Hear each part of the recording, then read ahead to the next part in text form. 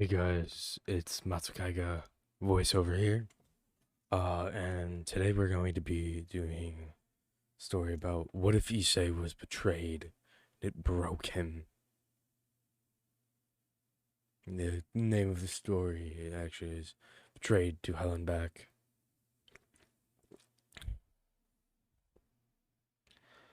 As always, I will link the original writer in the description, and for now, let's get on to the story.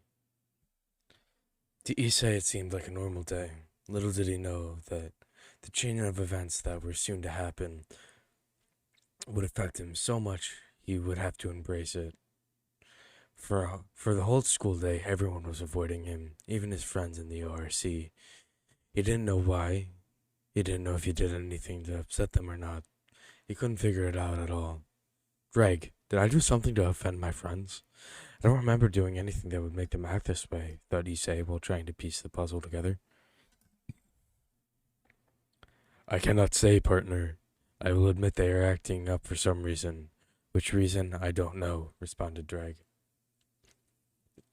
Hmm. Well, let's just hope it doesn't escalate too far, or I'll need to fix that, thought Issei. Soon the school bell was ringing, signaling lunch period to start. Issei wasn't really hungry, but he went toward the cafeteria anyway. He still couldn't figure out why he had done to be outcasted by his friends and family. As he walked along the corridor of his classes, he kept thinking of what just could he have done. He had no clue at all. Was it something that he said offended someone? For all of these unanswered questions they were soon to answer themselves, as he would be thrown into a situation he didn't expect. As he walked towards the cafeteria, he got a glimpse of Akino and Rias walking his way, most likely going towards their next class for the day. He wanted to apologize for anything he could have done to upset them, so he walked normally towards them, trying not to arouse any attention to himself, since the school didn't really like that he was close to the ORC. As he neared them, he went to speak, try to apologize, but they walked right past him, like he didn't exist. Not a glance spared, no eye contact whatsoever. It only made him start to wonder even more about what he could have done.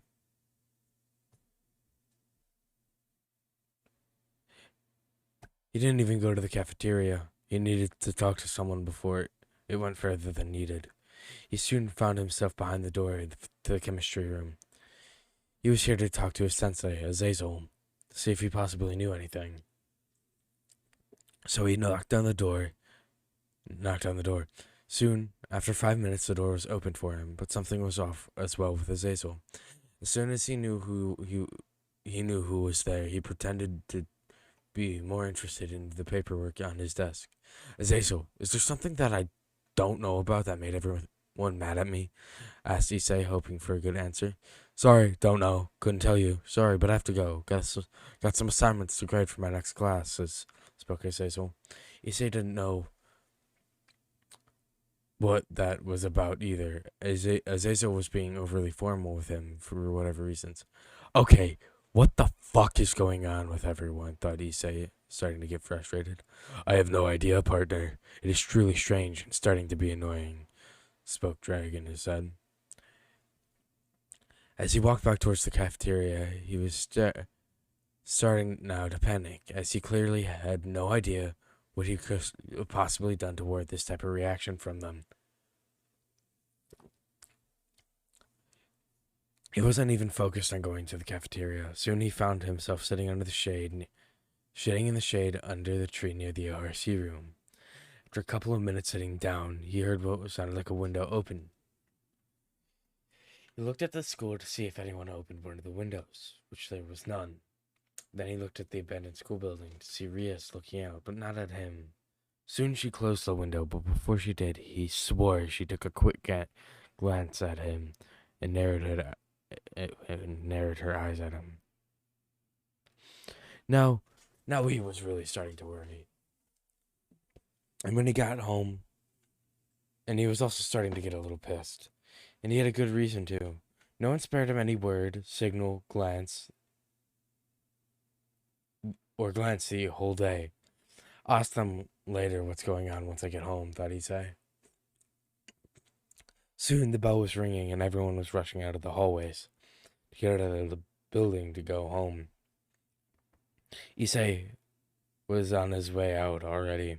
He originally planned on going straight home to talk to everyone, but he needed to think to himself without any distractions, to hopefully narrow down any reason why they were acting the way they were. Soon he was taking a detour towards his house, one that was very familiar to him, but he didn't know the exact way he was going. He was just too busy thinking to himself. Before he knew it, his thoughts were interrupted by a chilling wind. He looked around to find himself in an unforgettable area. He was looking at the fountain where his date with Yuma killed him. This is where it happened. Wait, why am I now just thinking about this? Thought Issei. Wait a minute, thought Issei, for his face contorted in an expression etched with fury. No way. Can't be right, can it? Drag, is what I'm thinking even possible? I believe it is possible. Devils are beings of greed and desire. It's very likely she knew about it and she took her chance as your savior to get her on your side without letting you know she was at it all along, responded Dragon in a sad tone. Son of a bitch, cursed Issei as he started fuming with rage. Calm down, Issei. We do not need you going to an incomplete juggernaut drive transformation right now, spoke Drag, trying to avert disaster. Issei took a few deep breaths, then sat down to calm himself before it was too late. I mean, really? I might be a pervert, but I'm not an idiot. Did they think that I wouldn't find out eventually? Thought Issei. At first, I thought you wouldn't amount to anything, honestly, spoke Drag. Not helping, seethed Issei. Let me finish what I was saying. Like I said, I didn't think you would really get that far, but as time went on, you drastically changed my views. In such a short time, you defeated Riser Phoenix, a person who was clearly out of your league, but you overcame the odds, and even if you had to use some unorthodox methods, then you successfully held your own against Kokobio, a cadre-class fallen that survived the Great War. Not many people say they could have went toe-to-toe with him, and you were able to do it fairly well. Not to mention, you also forced Volley to retreat at the peace conference, as well as absorbing the dividing gem into the boosted gear. I'm fairly sure you will prove to others that you are a hurricane of power and is not to be trifled with, explained Drag.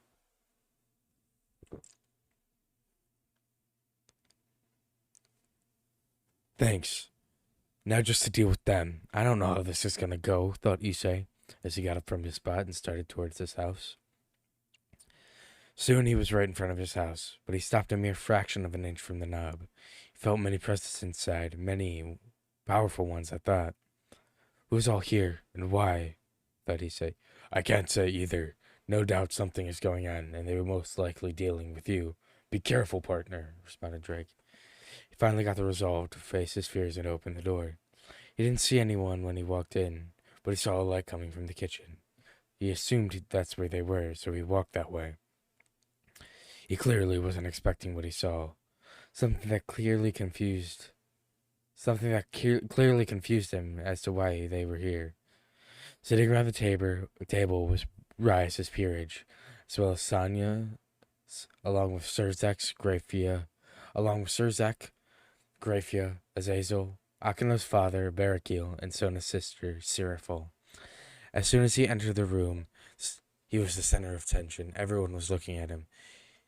He could have sworn he saw Ria smirking at him when she saw him. Issei, you're no longer needed. I'm kicking you out of my peerage, spoke Ria with her smirk. What? Why? Asked Issei, panicking. Honestly, all you were good for were getting me out of my marriage with that prick Riser. Other than that, you're not needed. And I never really wanted you in the first place, spoke Rias.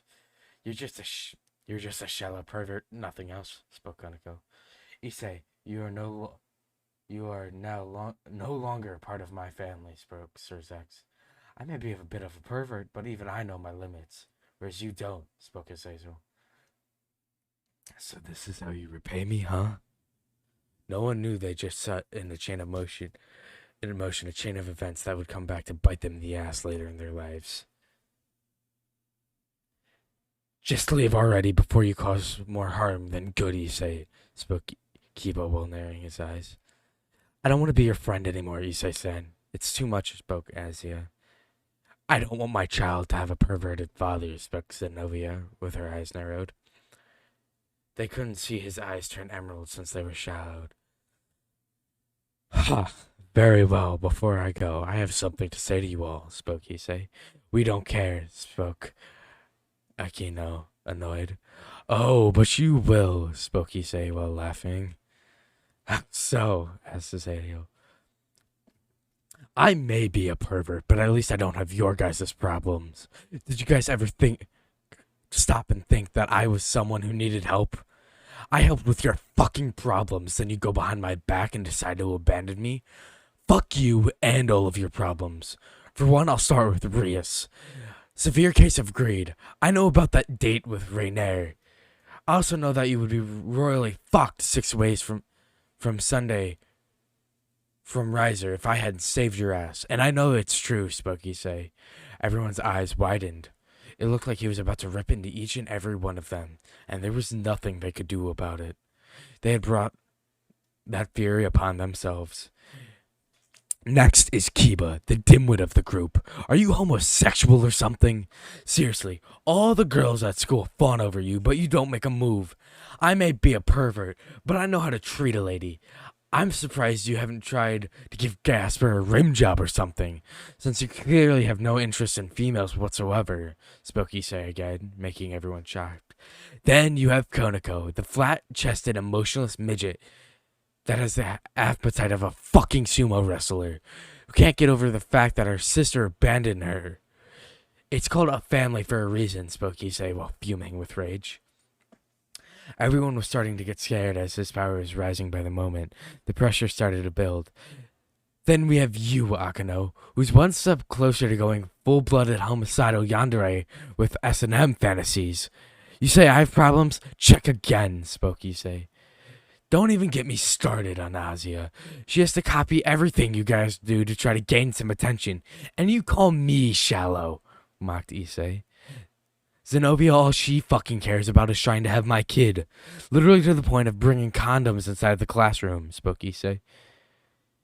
Irina isn't here right now since she's my childhood friend, and I know she wouldn't be like this, spat Issei. Then you've got Gasper, the cross-dressing male of the group, who is so scared of the world he hides in a fucking cardboard box. Severe need of therapy, not adoration. And you guys are fucking making it worse each passing moment.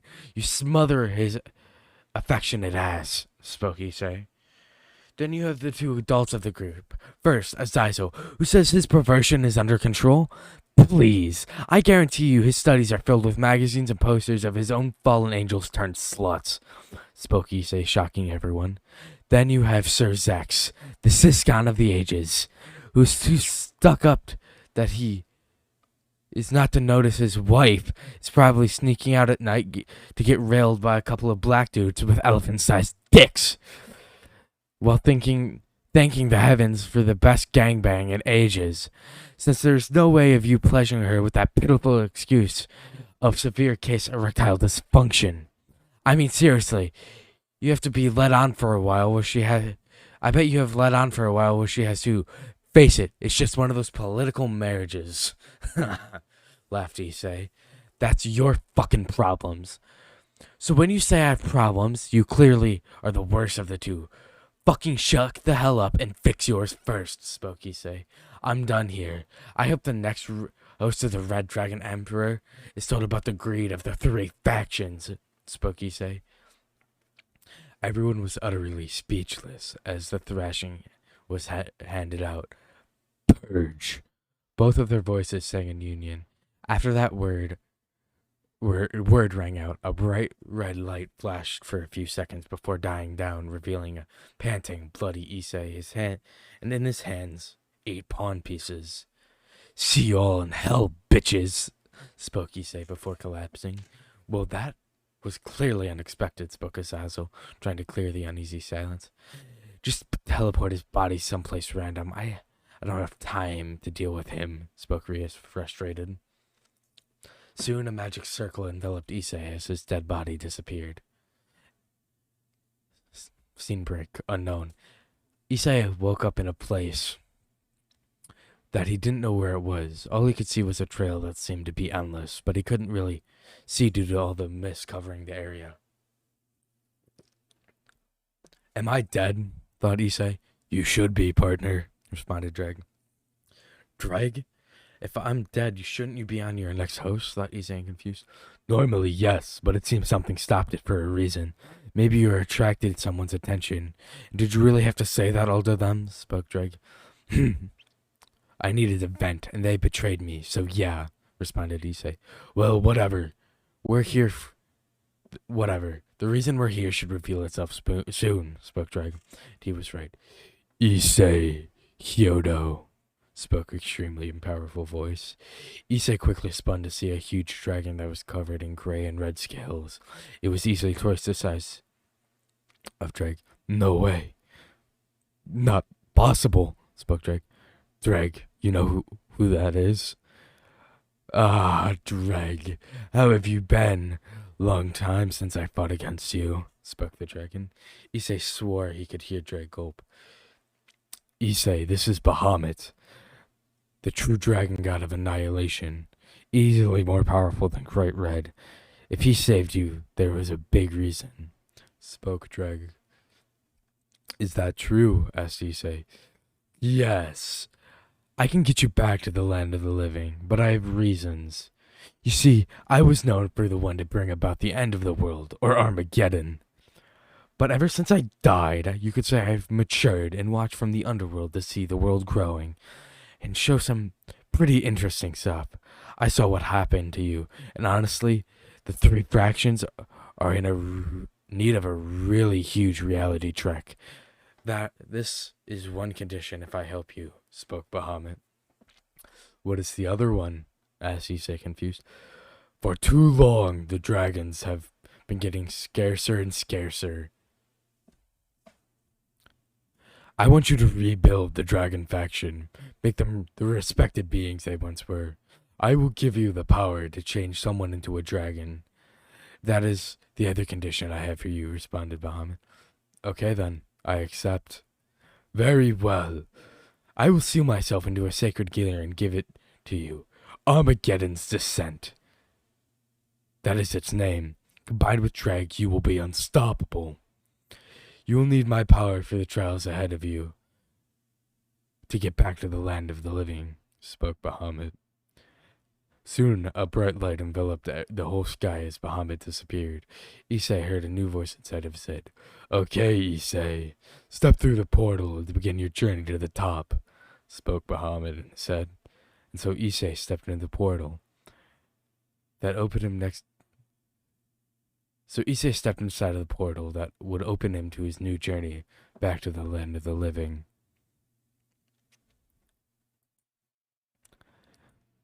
That is all for chapter 1, The Betrayal.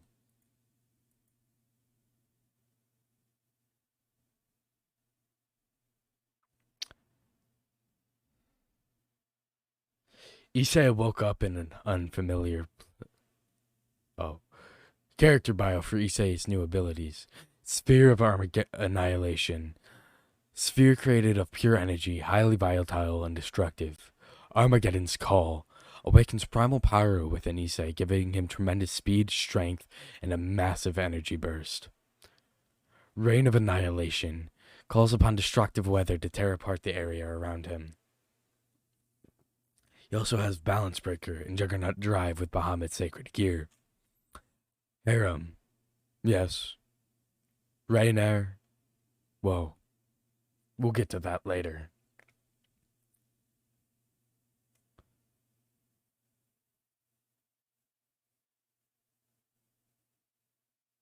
Can't be spoiling too many now. The harem's all part of the fun.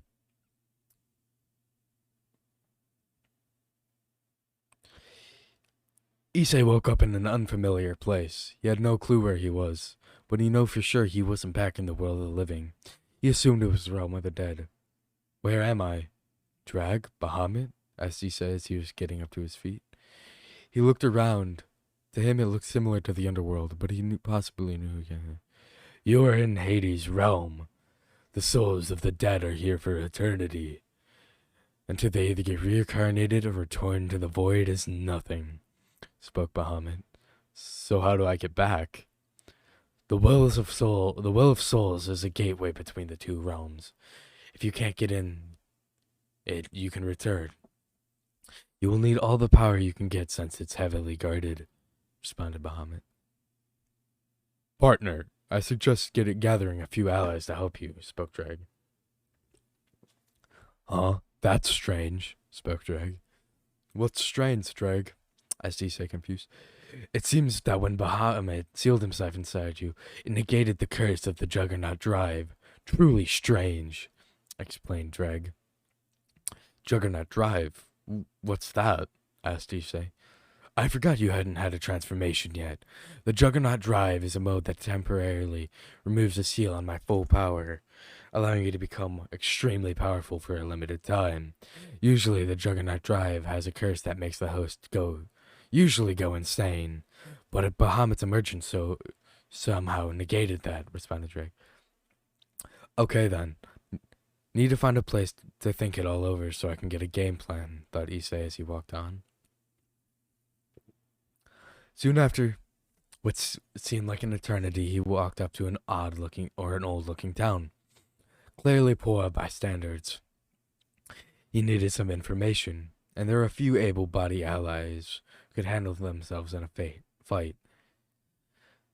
Soon he did the natural thing that came to his mind and walked to the bad part of town. He pretty much followed the stench of blood and the ruins of the buildings that were near him.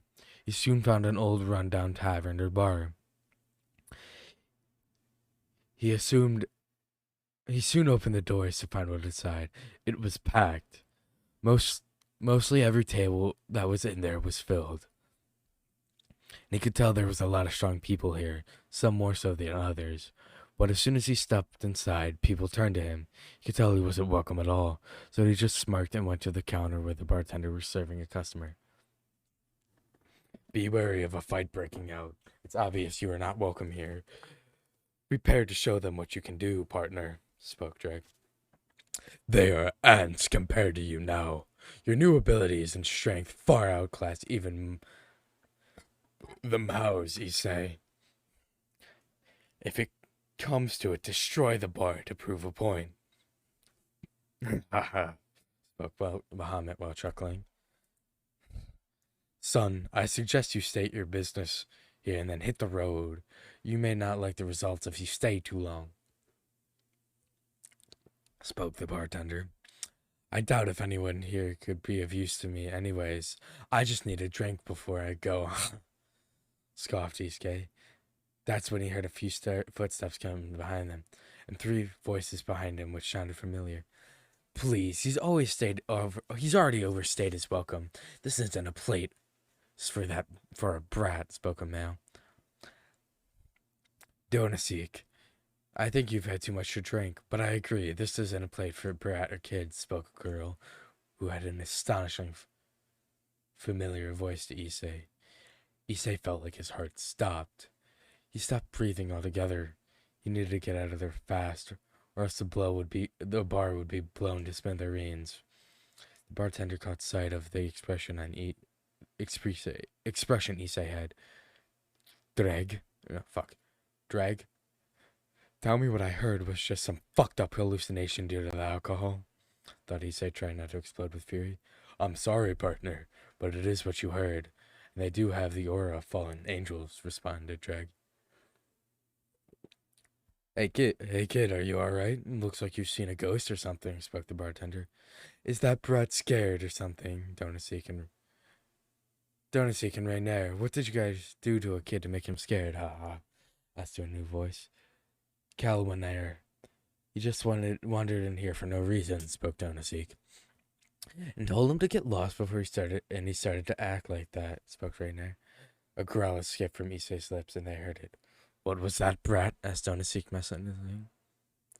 Issei stood up and uttered one sentence that shocked everyone to their cores. I'm sorry for taking your time, sir. But before I go, can you point me into the direction of the Wells and Souls? Spoke Issei quietly, but everyone heard him. Are you insane? The Wells of Souls is heavily guarded.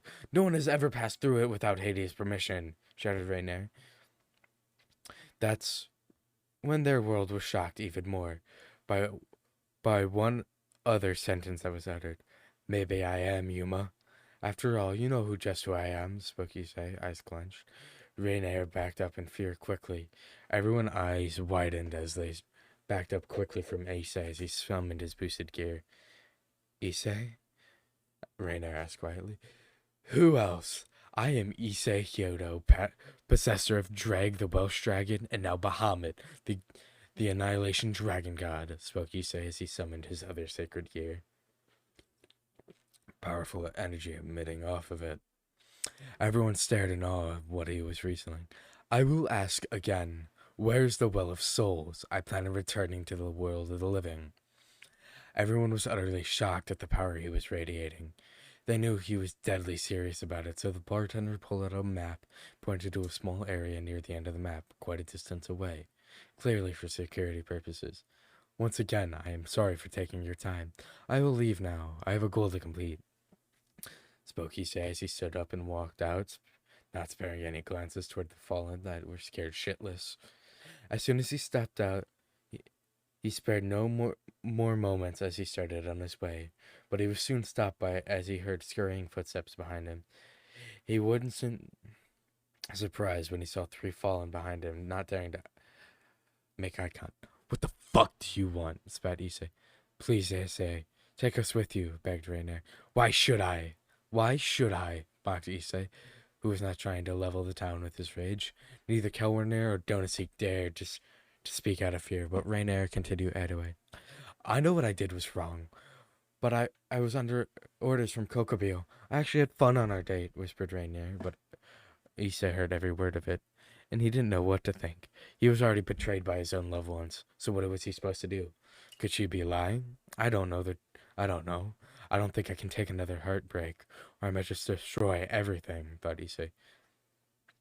I think she's telling the truth. Kokobio did trick her, and she does truly look sorry. It's up to you, partner, responded Dreg. After a few moments of tense silence, Issei finally came to an answer. Fine, but a warning, you cross me, and I won't hesitate to rip you limb from limb twice over, spat Issei. They weren't expecting him to accept. They knew they had to earn his trust. Rainier might have made it easier, but there was still tension between the two. There would be until Issei could accept her without hesitating. That is the end of Chapter 2, The Journey to the Well of Souls. And that is going to be it for this episode of What If Issei Was Betrayed and It Broke Him. Betrayed to hell and back. If you did please like, subscribe, maybe a comment to tell me you are enjoying this and you want me to continue. Hell, I might just continue, even if nothing happens.